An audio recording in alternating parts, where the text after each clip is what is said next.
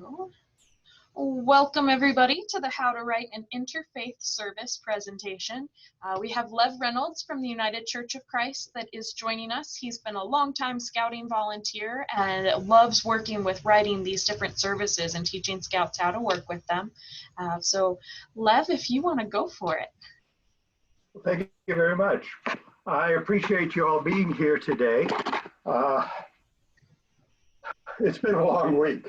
I appreciate the work that Amanda and Susan have been doing to putting all of this together and curating it and everything like that. And I hope that you will be appreciative of their work as we go along. I'm Lev Reynolds. Actually, my name's a lot longer than that, but that's what I use. It's simpler. I had a rabbi that was very disappointed when he found out that Lev was actually a nickname, because in Hebrew, Lev means heart. Of course, in Russian, it means lion. But anyway, it's just short for something long. I'm a member of the Religious Relationships Committee on the national level. I'm a Commodore of Area 3 Central Region Sea Scouts, and I'm a member of the Executive Board of the Greater St. Louis Area Council. I've been doing this for over years, and I'm going to be calling on my experiences that I've had, hoping that you can relate to some of them as we go along. And first experience I'd like to talk with you about was when I was 17. We had just moved the year before from Massachusetts to Oregon, and I was a junior assistant scoutmaster in our church's scout troop and a member of the Sea Explorer group. And together, we were having great experience with Boy Scouting. I got a call one day, probably around February or March, and the guy said, "You have the God and Country Award, don't you?" I said, "Yes." I was told that we can't get any minister to come out to our camporee in the mountains to do a worship service. Would you do it? Well, not knowing much in those days, I said, "Sure, I'd be glad to." What do you want me to talk about? Oh, he says, anything. Except don't do the Good Samaritan, because we've had too much of people doing the Good Samaritan as, you know, like the first Boy Scout and things like that. So that was the sort of start that I had with doing worship services for scouting. I've done them for our local church. I've done them for camporees. I've done them on Wood Badge and Sea Scouts, our Sea Badge and Powderhorn. And when Amanda asked me to do this a little while back, I figured what I want to do is start at the beginning and talk about what is my experience? How do I, when I'm asked to do a service like this, put one together? I want you to read this definition, first of all. The name of the service should be clear. Interfaith service, all faith service, or Scout's own service. But interfaith is now the preferred term. Be sure that everyone understands that the service is non-sectarian and thus all are invited. The terms non-denominational or interdenominational are not the same as interfaith. Rather, they are terms that typically denote forms of Christian worship. Now, I got that sentence out of a handbook for chaplains and chaplain aides. I'll show you a copy of it that I found on the internet. The internet is a wonderful resource for what I'm going to be talking about today, and I'll talk more about that towards the end.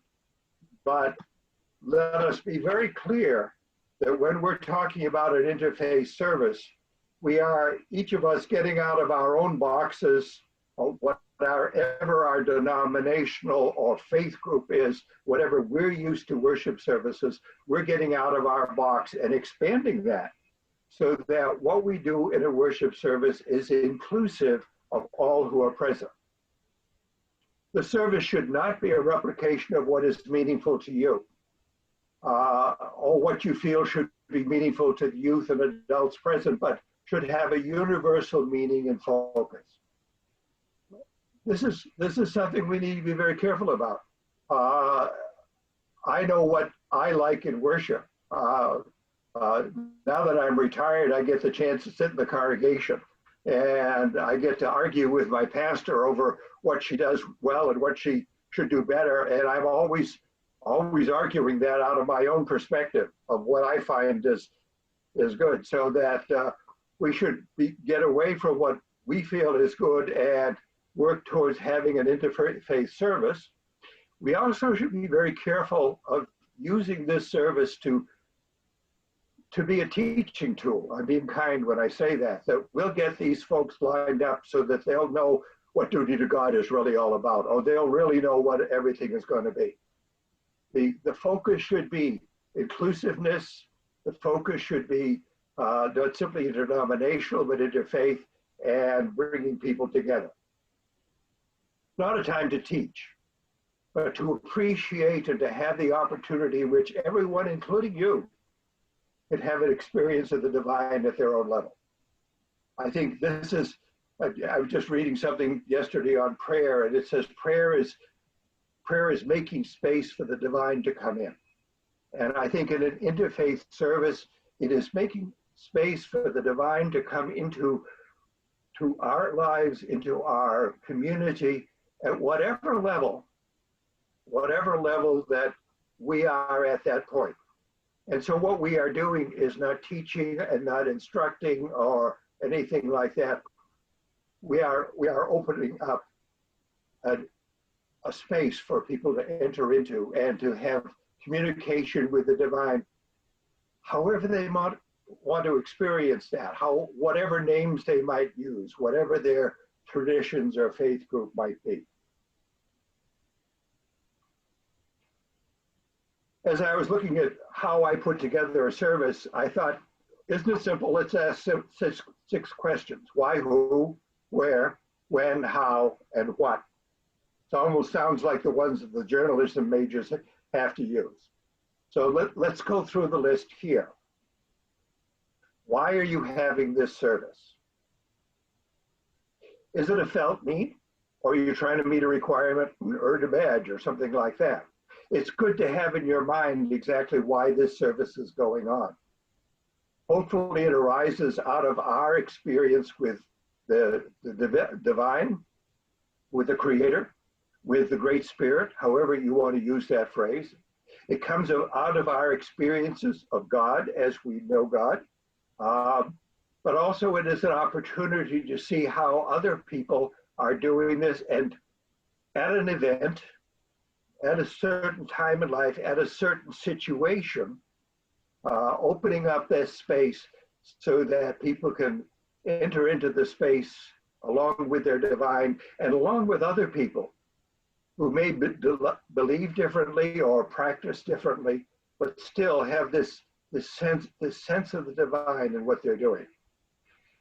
And so if you're called up and asked, have a service, you might want to be very impertinent and say, why are we having the service? Well, it's in the syllabus. No. Oh, it's good it's in the service, and I support that, and I worked with it.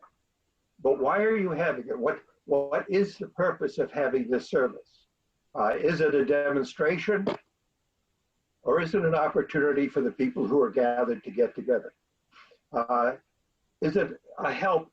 I've done a lot of camporee services, and it's great to show up at 7:30, 8 o'clock in the morning and lead the Protestant service at the Woon Trails District Camporee, because I know these youth are missing. Many of them are missing worship in their own churches. Many of them are, not sure what goes on in a worship service, and so we're providing a service to them. But when we're talking about an interfaith service, we're broadening it beyond just having a denominational or a faith group service at a camporee. So we ask, who is there? Who are the people expected to attend your service? What are their spiritual needs? When I got the call from the camporee chair way back when I was 17, I didn't think to ask that. Who'll be there? Is it going to be just a group of Protestants? a group from the United Church of Christ? Is it going to be a group from the various shades of Protestantism? Are they going to be basically Christians? Are they going to be Christians and Jews? And as you can expand out, and I won't even go into all of the various groups from A to Z that we have within our particular faith groups in the Boy Scouts of America. So that the question to ask is what are their spiritual needs? Now, I'll give you a hint. If you've been asked to do a faith, an interfaith post or ship or crew, ask the people there, what faith group to you in terms of spiritual direction? Or maybe the question that I have here, what are your spiritual needs? What do you need to hear? What do you need to share? Where are you? This can be the building of a very effective interfaith service. So you ask in your unit, what faiths are represented? At a district camporee, and I've seen two of them, the trouble with a minister who is active in Boy Scouts is that he or she always gets invited to do the services at the camporees and things like that, or pray over the district dinner or something like that. So you ask the question, is it going to be all together or separated by faith groups?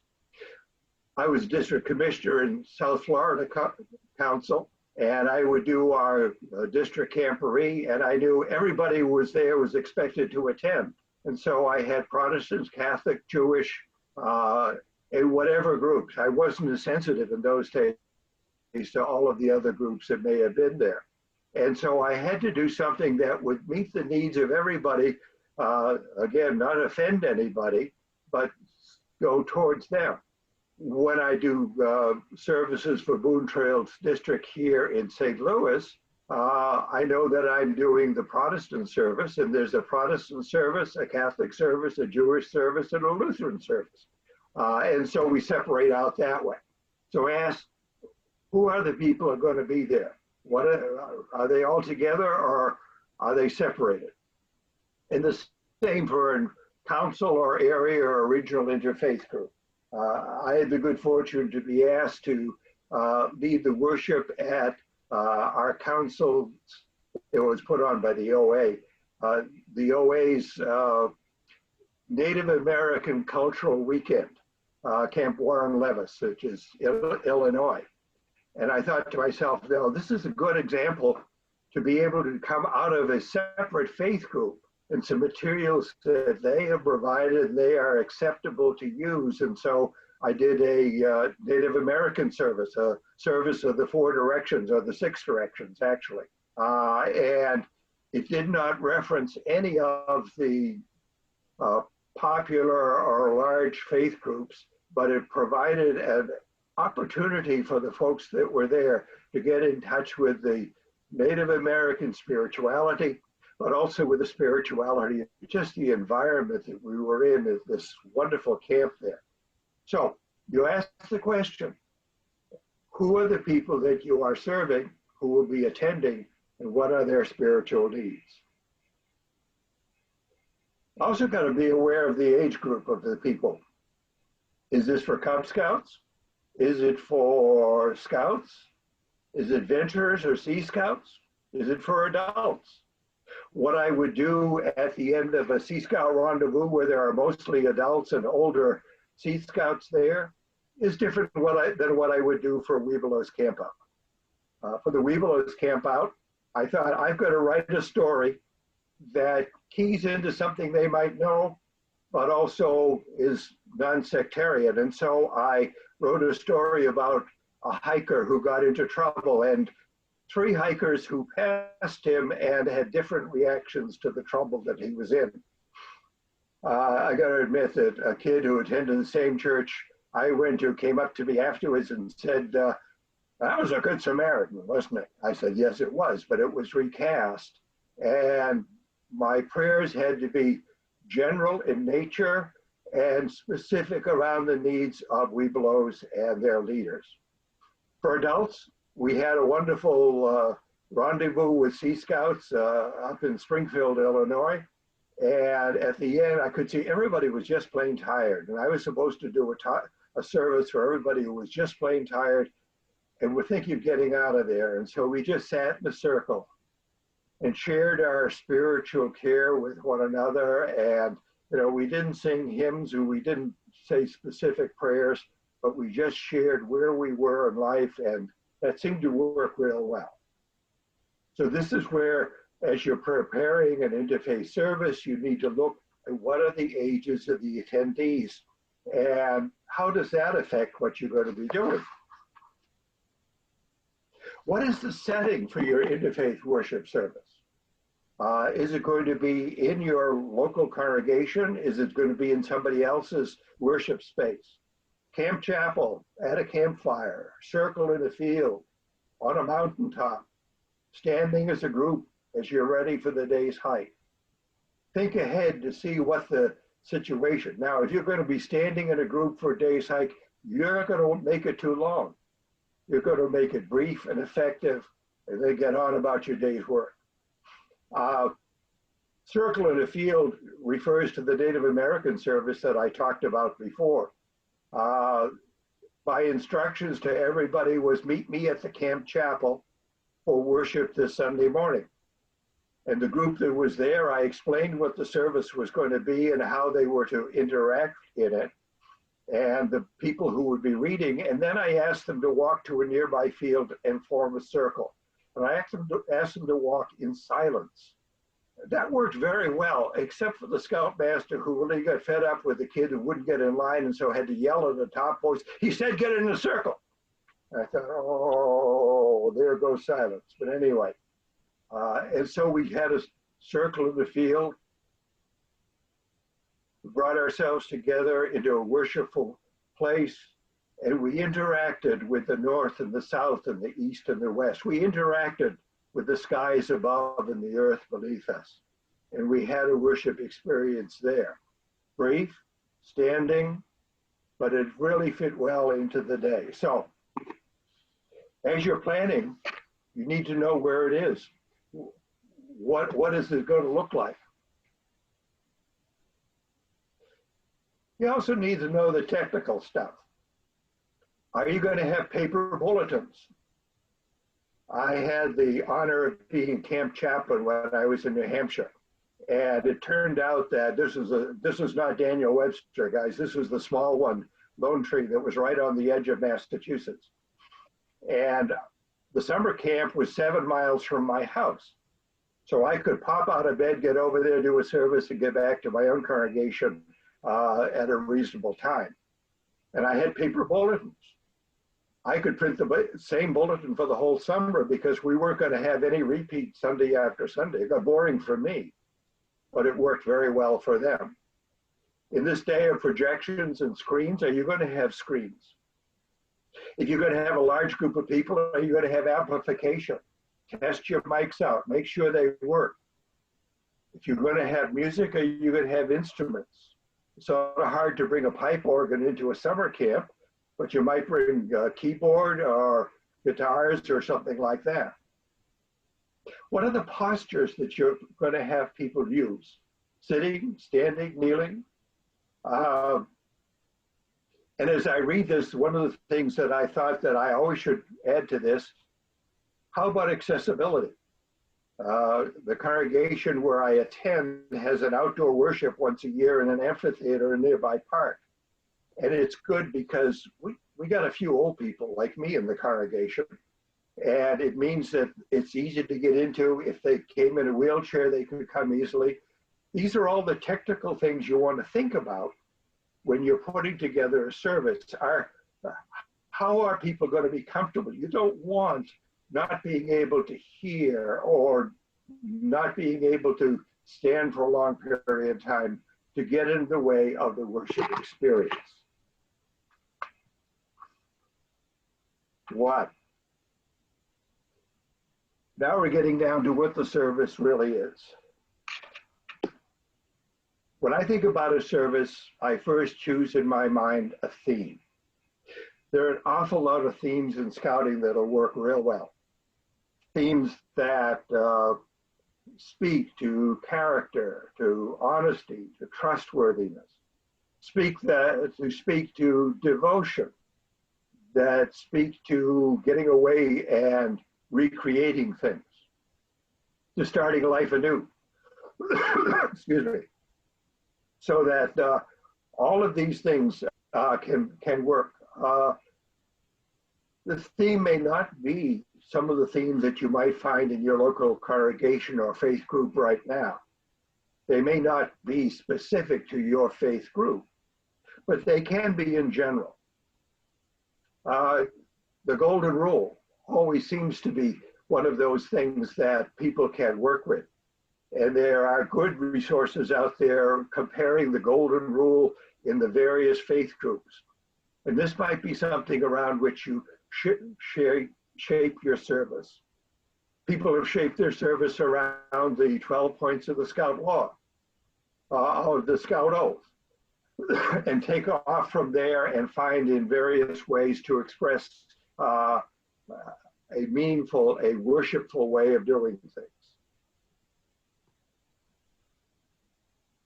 The service should have a natural flow, a beginning, a middle, and an end. It's strange when you say that, but if you think of other things, you are drawn into things by the liturgy. I'll call you, that's a Christian word to use, the liturgy that goes on. I remember attending a concert one time in a large auditorium, and it was supposed to start at 8 o'clock. At about 10 minutes of 8, I heard music.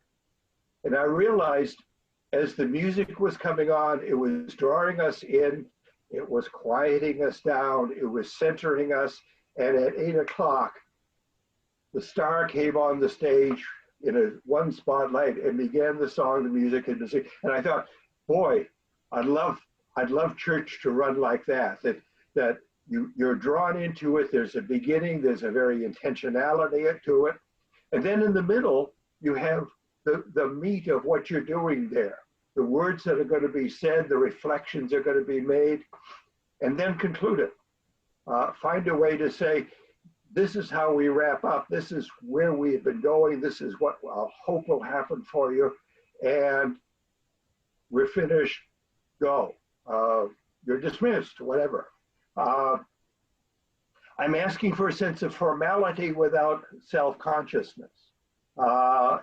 Basically, it's one of those things where if you're leading a worship service, an interfaith worship service especially, you need to be careful that you're not saying, well, I think someone would say this, or I'm not quite sure how the Islamic group would feel about it, but we're going to use this, or I'm not sure what brand of Christianity I'm talking about here. Just, in a sense, do it.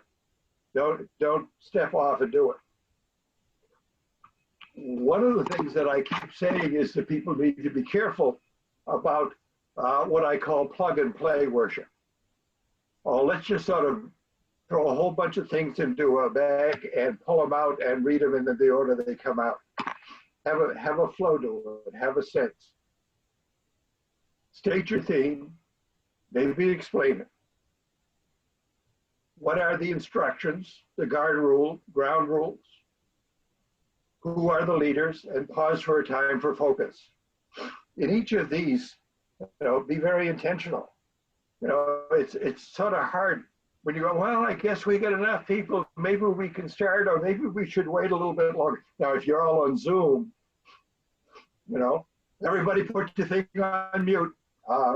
Things like that. Or Mary, you're not on mute, state your theme. Let people know up front. What is your intention for this service? What are your instructions? Are you going to ask people to be quiet for a while and then talk? We tried singing the first time we did church on Zoom. We realized everybody's on mute. Our music director will sing from her home, and everybody can sing from their house, but we're not going to listen to you. Who are the leaders? Introduce them. why is it important for them to be here. Don't go into long introductions, but here is someone from this faith community, here is someone from this faith community. Pause for a time of focus. Quite often when we start worship in the congregation that I attend, we have time for breathing. Just breathe in, 3 deep breaths. We're in a stressful time now, and it's very helpful as we enter into worship that we center ourselves in this way. By tradition, we call this a call to worship. It can be a word of scripture or a poem that sets the mood and gathers people's attention. It sort of reiterates the theme for the worship service. In Judeo-Christian worship settings, I quite often will use words from the Psalm. I'll sometimes cut and paste because there is stuff in there that sort of detract from the theme of the day, but it puts a solemnity, it puts an intention to what we're doing. An opening prayer. Words of appreciation, of connection, of thankfulness. The language needs to be inclusive of all faiths. I know you're used to praying in your own faith, or at least you're used to listening to prayers from your own faith. And some of them can be interfaith prayers, but others we need to be very careful of. I have all these humorous stories, and I'm going to tell one right now. When I took the C-Badge course, part of it is a Sunday morning's worship service, and it was led very well. And the leader of the service paid very good attention to interfaith language and everything like that. And as we were walking out, we were in the stairwell going down to our classroom, and one of the guys mumbled under his breath, "He didn't mention Jesus." And I thought to myself, you got it. You got it. He was doing an interfaith service, and although you're used in your faith community to have Jesus mentioned or other folks like that, it does not necessarily have to have a place in the prayers that we're looking at now.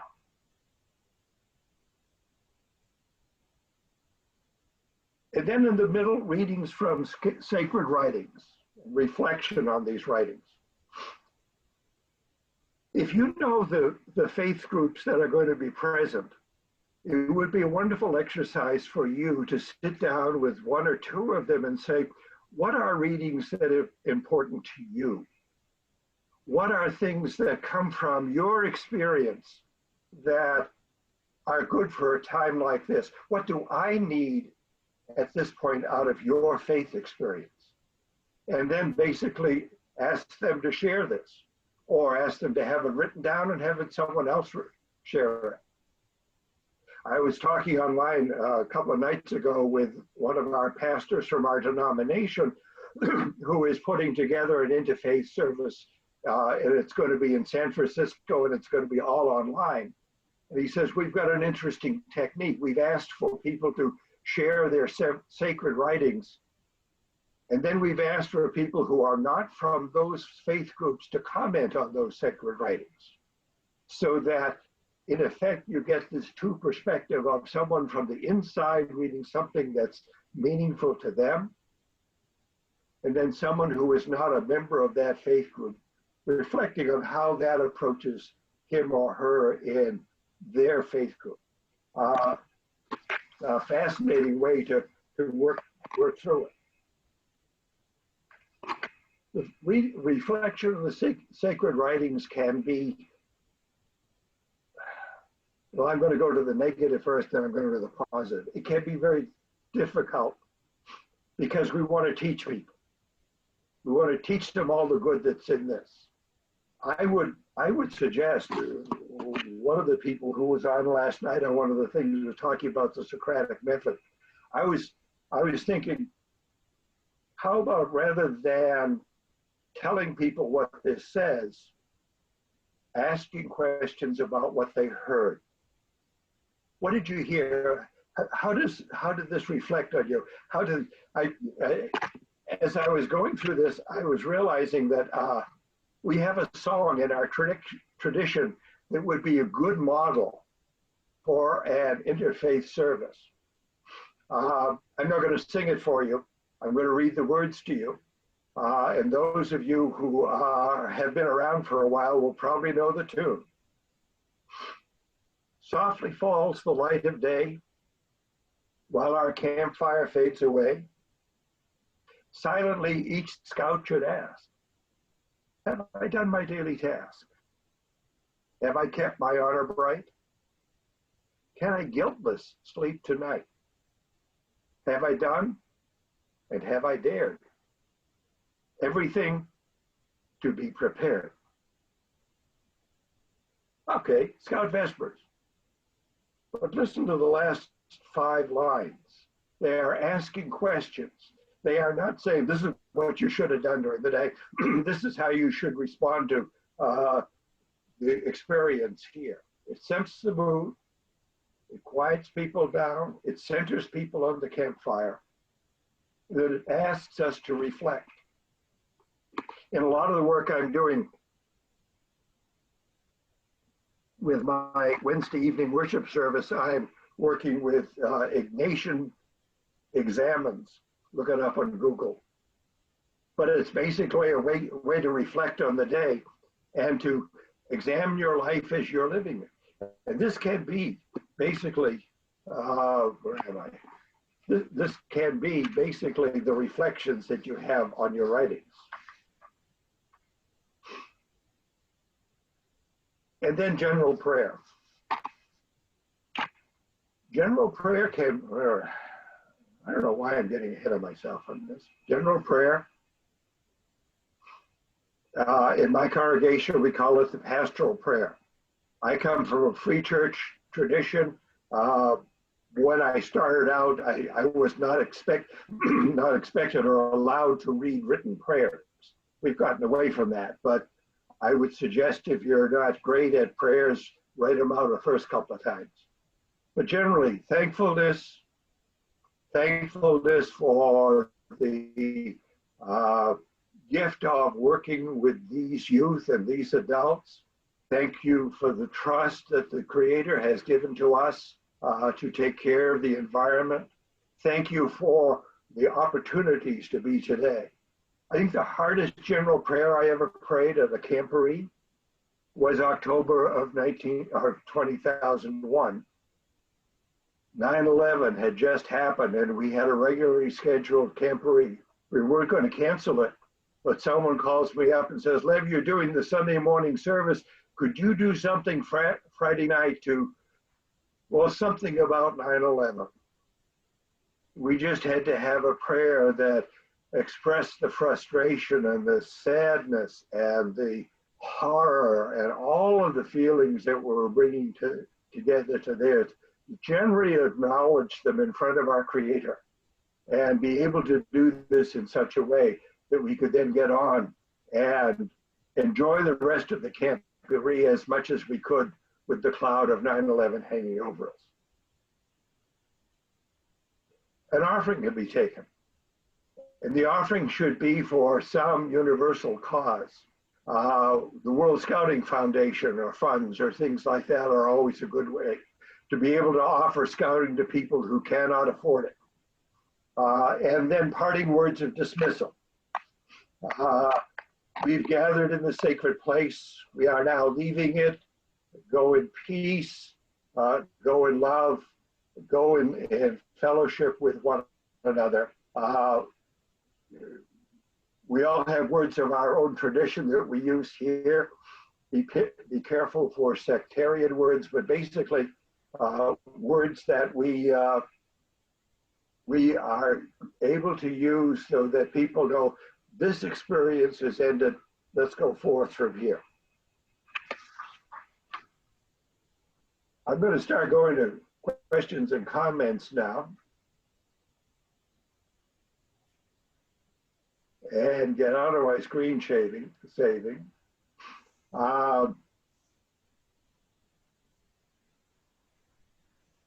got a long line of chats. There Yes. was a request if you would share some of your services. Excuse me? There was a request if you would share some of your services that you have done, if you have the programs for them. If you email them to me, I will upload them to the Google Drive. Oh yeah, I've got a couple. I'm one of these people that never does the same thing twice, so that I think somewhere in there they are. I'm gonna answer the last question first. Putting together a service for Cub Scout packs, the message should be directed more for the understanding of the Cubs rather than the adults.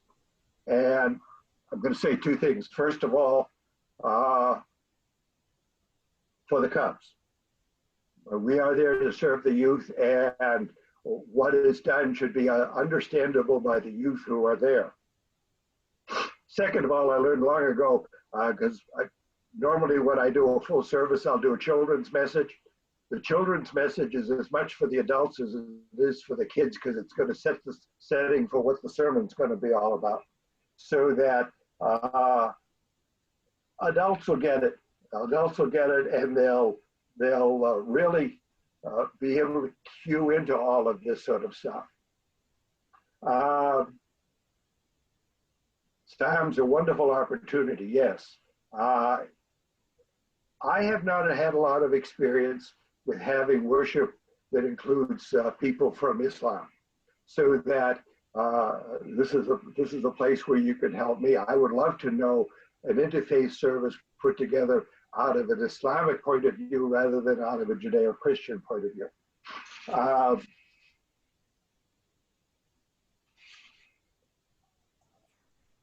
I'm looking.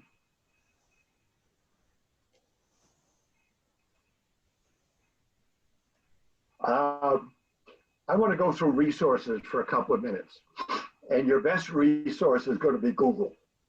Google Scout Interfaith Service, what have you. It seems every third wood badge, someone does a ticket on an interfaith service. I didn't. Mine was to talk about duty to God at 12 roundtables over the next year. Anyway, but basically, Google that, you get an awful lot of good stuff. As I say, I'm going to show it up here, because when you go in for the handbook for chaplains and chaplain aides, you're going to be taken to the website. This one I found is from 2012, and I was 17 in 1912. And it basically has an awful lot of good stuff in 5 pages on how to put together interfaith worship services and how to work with chaplain aides. Someone mentioned in a previous course the advanced training for chaplains and chaplain aides. I found that online. Just some really good stuff on putting together worship service. I found it after I put all this together, and it's saying what I'm saying, so I must be on the right track somewhere.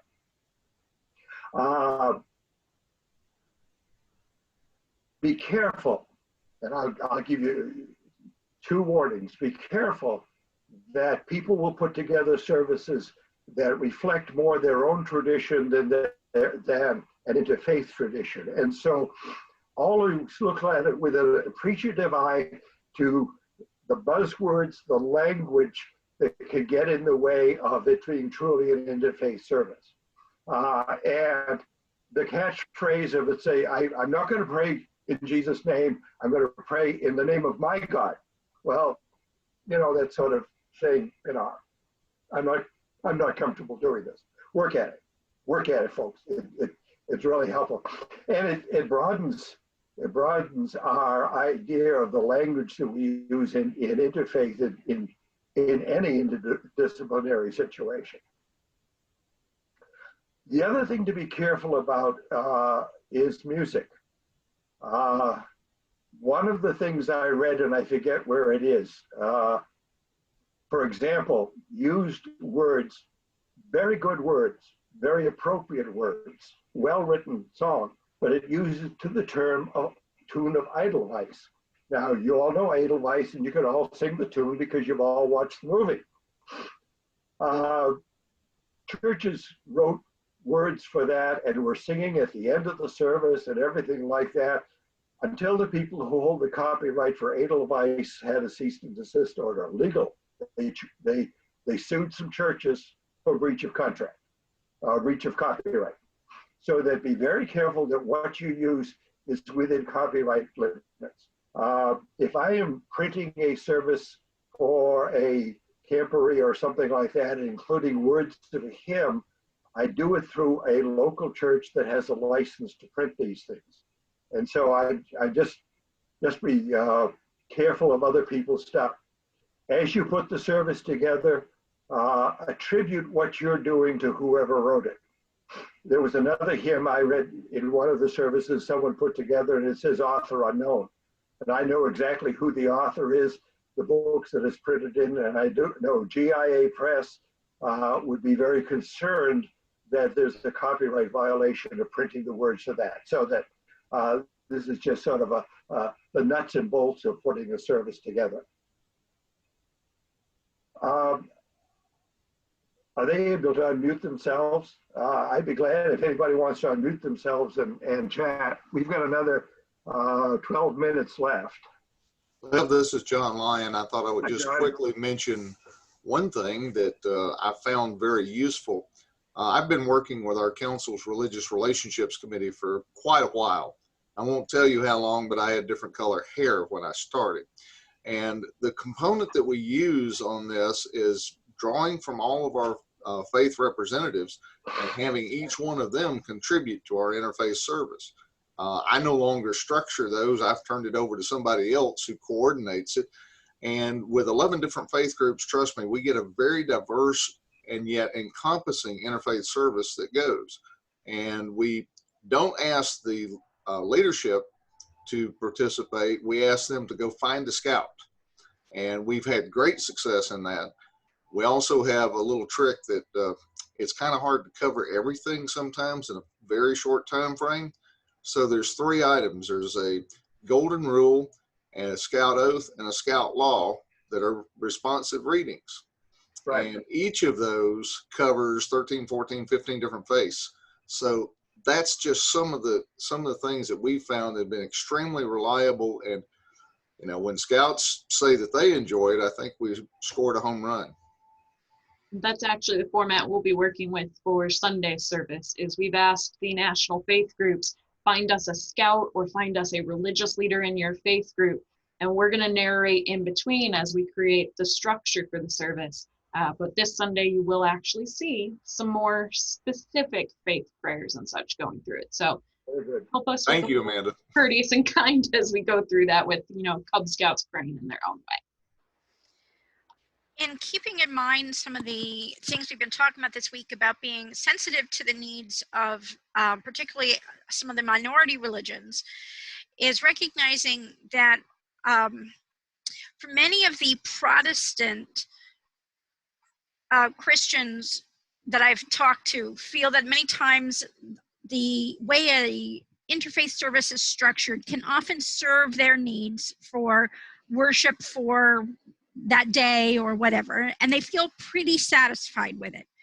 But for those who belong to a liturgy tradition, which has certain mandated prayers that have been written for maybe hundreds of thousands of years, or certain times of day or certain ways in which they move or do whatever, we need to also recognize that this interfaith service might be a lovely way to bring everybody together. But for some of us, if we're standing in the back, it's because we want to support what you're doing. And I've led a lot of these, but I can tell you that I've often led one of those, and then it's either after I've done my own prayers personally that met my liturgical requirements, or I'm going shortly thereafter to go do my prayers. And if I can find somebody to do them with, great, but many times I'm doing those on my own. So we all need to also allow some space, or at least understanding. My Wood Badge weekends, they had me read over their Vesper services and interfaith services. but one of them, they were really set on something they wanted to do, which met the needs of probably 95% of the people who were there. And I said, I'm going to be in the back. I will participate in wherever I feel comfortable participating. What? Please don't be offended if I am not participating, or if I step a little further out from the main group.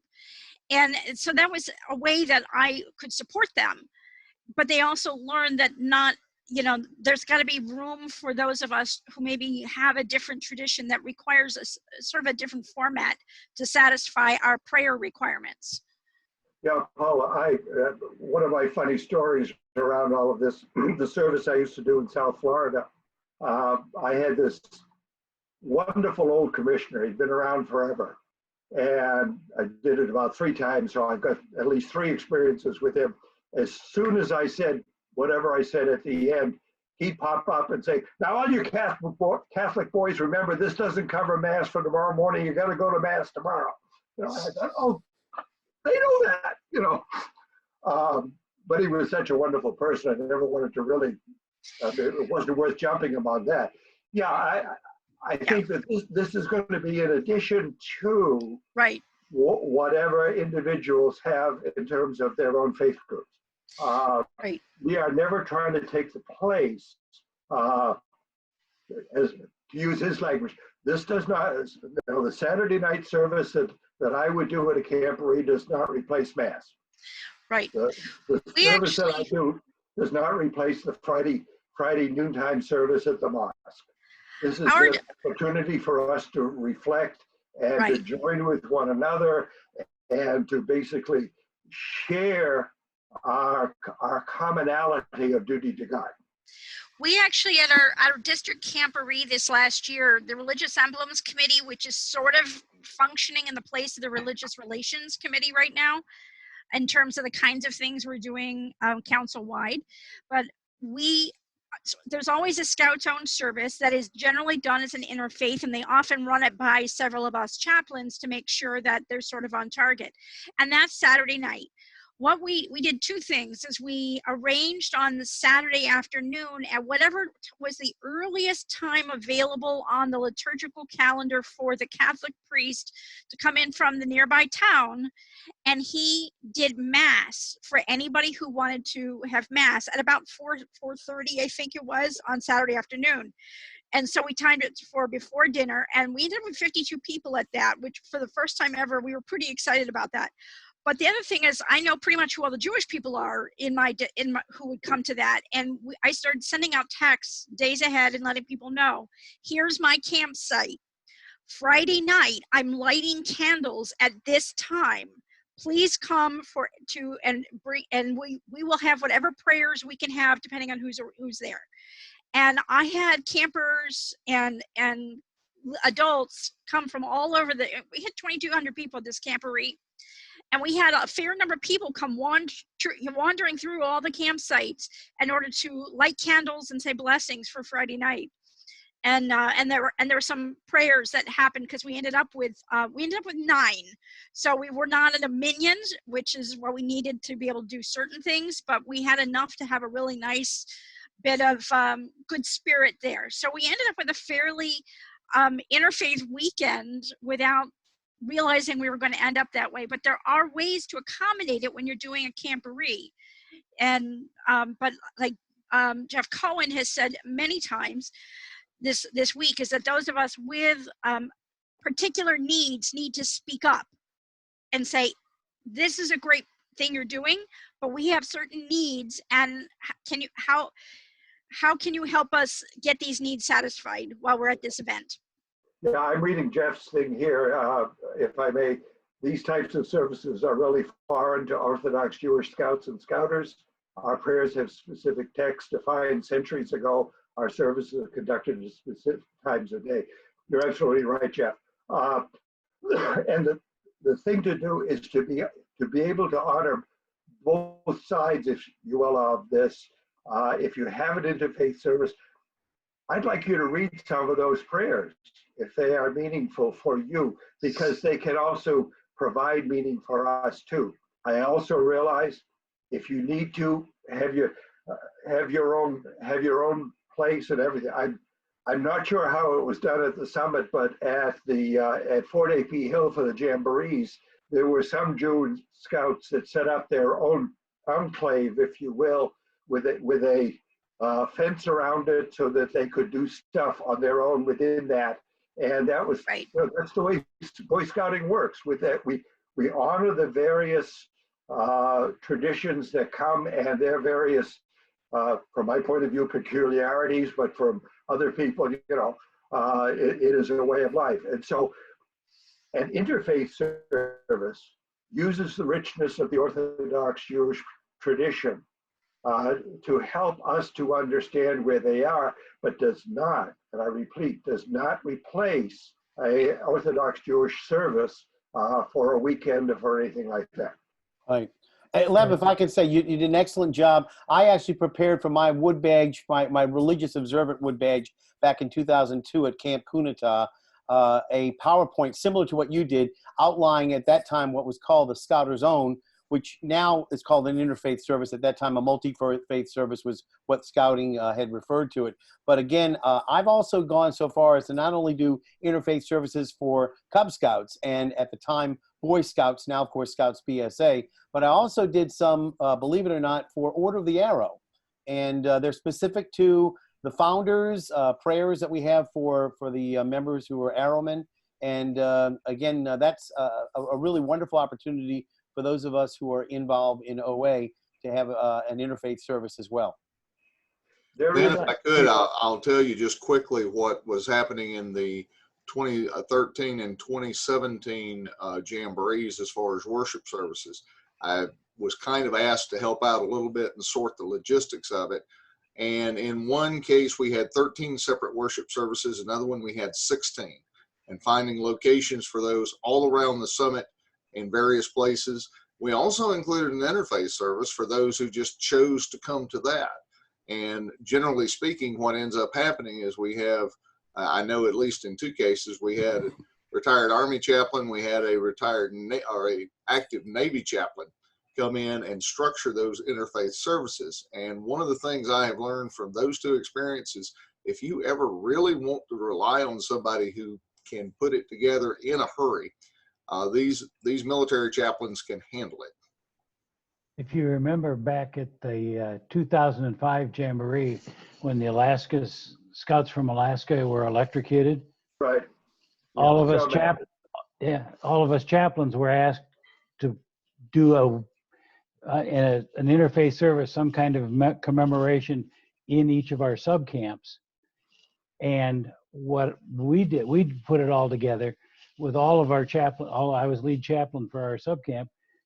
But the interesting thing about it was a special focused service focused on a specific topic, which was commemorizing the death and our prayers for them. We planned it, and 2 minutes before the service was beginning, no one had showed up. And we're sitting there thinking, what in the world is going on? What's wrong with us? And all of a sudden, at the very far end of our sub camp, the first 2 scout troops come marching out of their campsites in Class A uniforms with their flags, marching up the center aisle of our sub camp, and each troop fell in behind them until we had the entire sub camp present for that one service, which was totally interfaith. It was the most moving service I have ever been involved in all my years of ministry.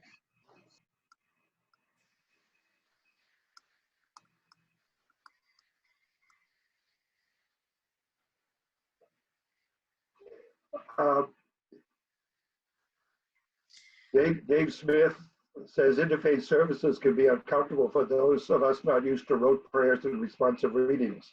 Too often it's assumed that all in the service follow the same protocol for worship. You're right. I always make the point that everybody has a liturgy. Sometimes it's not written down. So that most everybody has a form in which services work. I realize that my mind clicks, and my liturgy has changed over the last 25 or 30 years And that's another hour if you want to go into how it's changed. But we won't do that. But basically, when we're dealing with especially people who are not used to doing this, writing down what's going to be done in a public situation is the most comfortable way to do it for them. If you are comfortable with free prayer, as I say, the denomination I grew up in did not believe in written prayers. So we read them and we wrote them down and we memorized them. But it didn't believe in written prayers. It didn't believe in written liturgy. We were very liturgical, but we didn't believe in written liturgy. And if you're used to that and comfortable with that, go right ahead. That is one of the things that we can agree on, is that your way of sharing may be a way of sharing that is strictly spontaneous, driven by the Spirit. Anybody else? There's a question that's been asked twice in here, and it's, what is your response when you attend an interfaith service that violates the principles that we've been talking about, such as using Christian language or your own faith language only? And how do you educate the organizer? First, don't interrupt the middle of the service. That's awkward. But I do it politely at the end. Go up to them. Hey, I've seen other services. I know they've used this language. Lev, what would you do? And then we need to wrap it up. No, I think that this is the thing. First of all, I'd have you attend this workshop. Second of all, what I would do is work as a group. And someone said, hand it off to somebody else. Jeff, I'd like you to look at this. Is there anything that is a trigger word that I shouldn't be using? You know, Abdul, should I be saying this way, or how should I say this best? Now, I'll give you the best example. I've worked as an interim minister, and I served in an African-American congregation, and I didn't know how to use the word black. And so I sat down and I said, okay, how are you most comfortable, and how can you make me comfortable using? And it's the same way now. What language can we use that expresses a faithfulness to God, a faithfulness to the Creator, faithfulness to the higher power, without necessarily saying it's my higher power, but it's not your higher power? And that's what we're working to. It's a journey, folks. It's not a conclusion at this point. Thank you all for being here. Thank you. Appreciate it. Appreciate Amanda. And she lives close, so that we're back and forth one way or the other quite often. But I hope you all write letters of appreciation to her and to Susan for the work that they've done on this. It's been fantastic. Thank you so much.